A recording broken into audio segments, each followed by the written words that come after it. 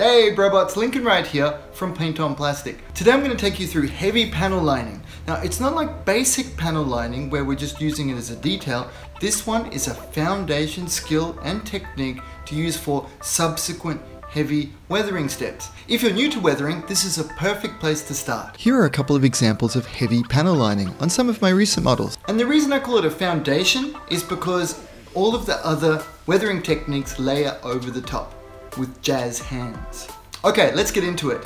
Panel lining. No matter the color, so long as I'm going for a dark Machine & Krieger look, I do like to give a heavy shadow to any panel lines, no matter what I'm planning afterwards. I've never not done this. I think it's a way to ground the panel lines and give it increased contrast and depth. I like to use black as possible for a maximum contrast look. There's a new one that I've started using. I tested this out for the first time on the Orc Flyer. I thought it was really nifty. It's from the Panel Line Wash series. They're quite thin, but when I compared it to something like the Tamiya Panel Line Wash, I liked this one way more. It just had much better performance. Black Wash is a new one from them. I did actually test this whilst I was in Perth, and it's not bad. It's quite thick. I don't think I'll need it on this model as much, but I'll keep it as a backup in case I need something thicker.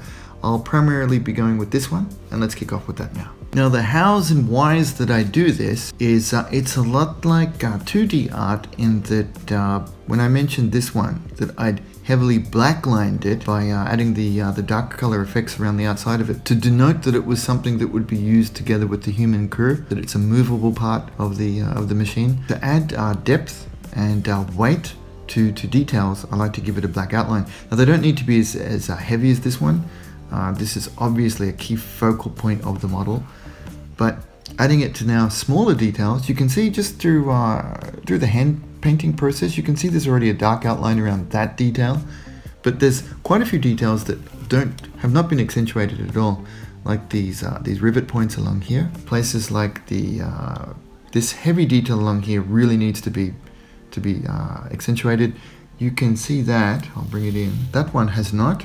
Now let's compare that with what I did in Perth as part of my demonstration. I used black wash on this one, and that detail really stands out. So let's move around the model now, and we'll add this to some of the key details.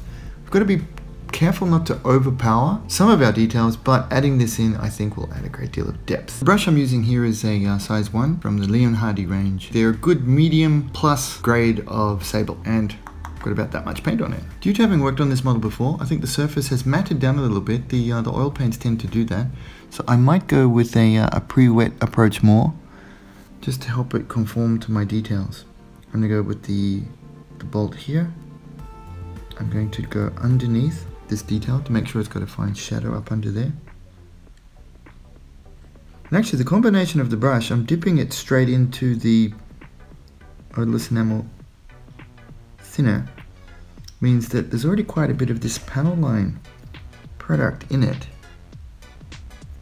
This may be sufficient for your first couple of dabs. See what I mean? Go with some more thinner only, just to redip into the thinner. A little bit touched into the main detail here, and across the back here. There we go. Same for its corresponding on the other side. Into our main detail point here on the corresponding side. There we go.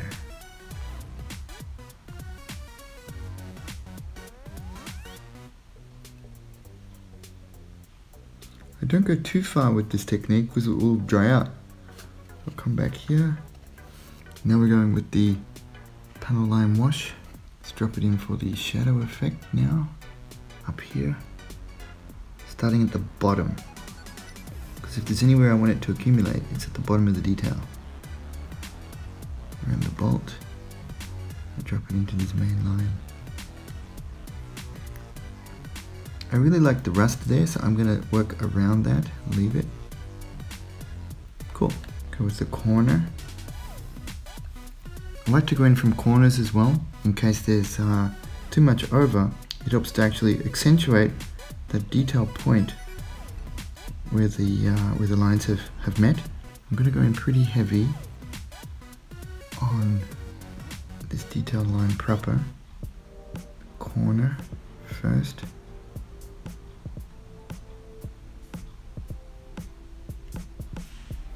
Under this detail. I've got plans for this area too. I'm going to put grease, grime and other details under there. So actually developing those layers early will help to add to that effect. It might be difficult to plan for models that you're working on for the first time, but this Machine & Krieger series I have a lot of experience, so I know I've already got a very good idea way in advance about where I want to add some of those mechanical type details.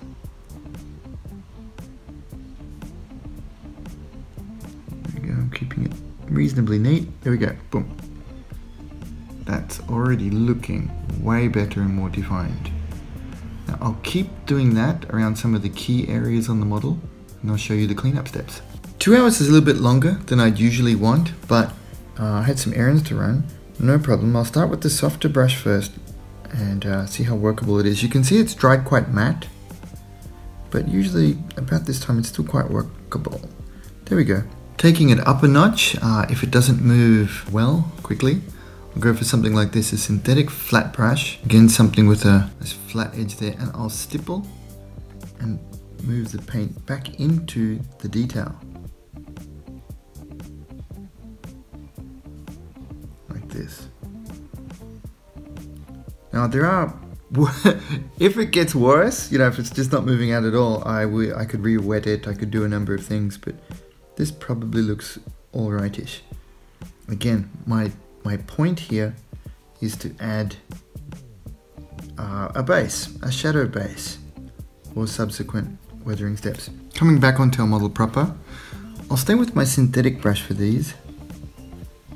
These were done slightly after. Actually, yes, it is much more malleable on this. So I've just cleaned it up, refined it a little bit there. I'll poke this side back a little more. Yes, you can see that that is moving back up into the recess there. Here's a good spot too.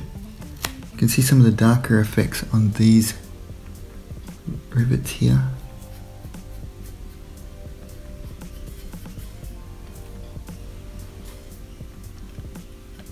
Yep, cool. Here some of them are quite defined. This one definitely needs a little bit of a clean up. Here we go, you can see it's moving very well. Just knock it into place. There we are. In some places it looks like the paint is worn off a little bit. That's quite a small finicky detail, but I think this adds a lot of depth to our work. This one I might come back for the soft dry brush, working around the camera. There we go. If we were to leave it anywhere, we would want it on the bottom of the details. There we go, and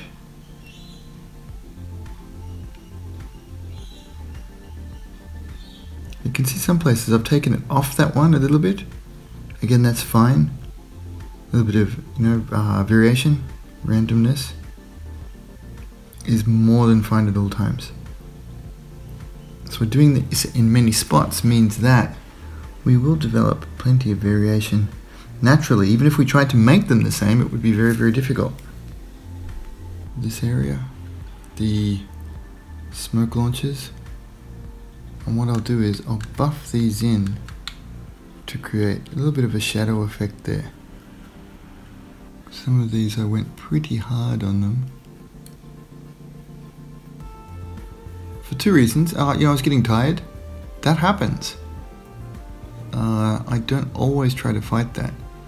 I allow some of my work to be nice and tight when I'm fresh, and I'll keep going for areas that I think can be a little loose. If I'm a little bit worried about it, I'll back off. But something like this, that smoke launcher detail area, I think we can afford a little bit of extra roughness up in here. So that's why that is one of the strategies. I left that until last, knowing that I could go a little bit hot and heavy on this section. Cool. Yes, that does look cool. One more area I thought that would be particularly cool to show you was the, this is an extra ammo canister up on the back of the ammo night. I went particularly heavy underneath this because it's a vertically orientated detail, and I'll use this to accentuate a little bit more shadow under the detail. So I applied it extra heavy, and then I'll not clean it off quite as much, but making sure to drag down the excess vertically. That does have a cool little shadow effect there. It's ever so slight, but these all add up. Layer upon layer of this kind of detail work definitely adds up for the overall effect. And shadows and lighting are some of the most important things we can put into these little models, because they're miniatures. We need to exaggerate all of the things, all of the ideas between soft brush, between light, darkness, shadows, etc. That will all help. So yeah, that's a pretty cool effect in there. I'm liking that a great deal.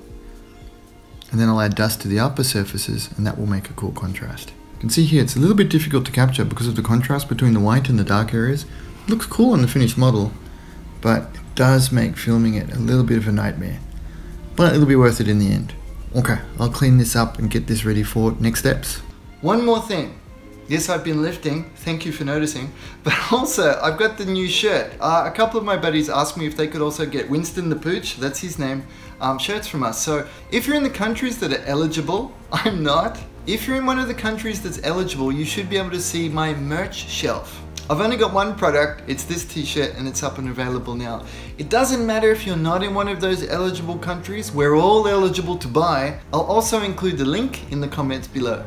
I'm thinking of starting a gallery so we can all put our Winston t-shirt selfies in it in the Paint on Plastic Facebook group. Just for laughs, it could be fun. Okay, thank you very much. And as Yokoyama-san would say in Japan, please buy. Thanks guys, see ya. Please like the video and subscribe. Loads more content on the way. See ya. Enjoying my tutorials and what more? I also have these masterclass in-depth videos available on my membership site, Patreon. And you get access to the entire back catalogue too. Check out our Facebook group, Friendly Tips and Advice. Big thanks to Hobbyco and Little Robot. I do my best to buy from and support local to keep our money in our communities and to empower events. Huge shout out to the Rocket Punch Robot team. Ivan, MB, Grant, Con, Jack, RJ, Simon, Robert, Kelso, Kevin, David, Derek, Alan and Nilos. This episode was supported by our patrons. Your support empowers me and makes all this happen. Thanks guys.